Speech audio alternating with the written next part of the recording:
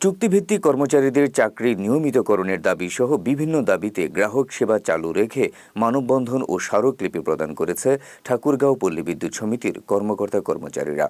সোমবার সকালে জেলা প্রশাসক কার্যালয়ের সামনে মানববন্ধন শেষে ঠাকুরগাঁও জেলা প্রশাসক ইশরাত ফারজানার মাধ্যমে প্রধান উপদেষ্টা বরাবর এই স্মারকলিপি প্রদান করা হয়।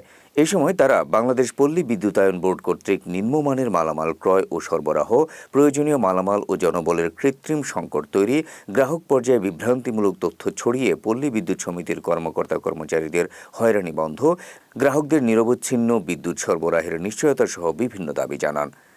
দ্রুত সময়ে এসব দাবির বাস্তবায়ন না হলে কঠোর কর্মসূচির ঘোষণাও দেন ঠাকুরগাঁও পল্লী বিদ্যুৎ সমিতির কর্মকর্তা কর্মচারীরা। মোহাম্মদ আহসান কবির ডিজেম বালিয়াডাঙ্গের জন্য ঠাকুরগাঁও প্রবেশ। এখানে আমাদের আরবি এবং আশিটা পল্লী বিদ্যুৎ সমিতি দুটা নীতিতে চলে।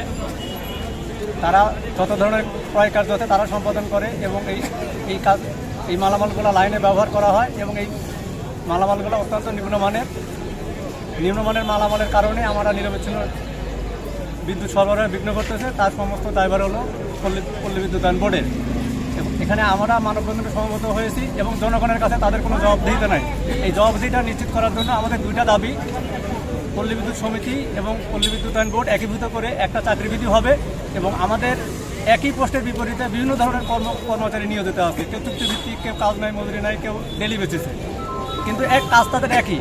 এই যারা সহকর্মী আমাদের যারা আছে তাদের নিয়মিত করতে হবে। এটা হলো আমাদের দুইটা দাবি এবং এই দাবি সম্বলিত একটা স্মারকলিপি মাননীয় ডিসি জেলা প্রশাসক মহোদয় বরাবর আমরা মাননীয় প্রধান উপদেষ্টা বরাবর দাখিল করছি।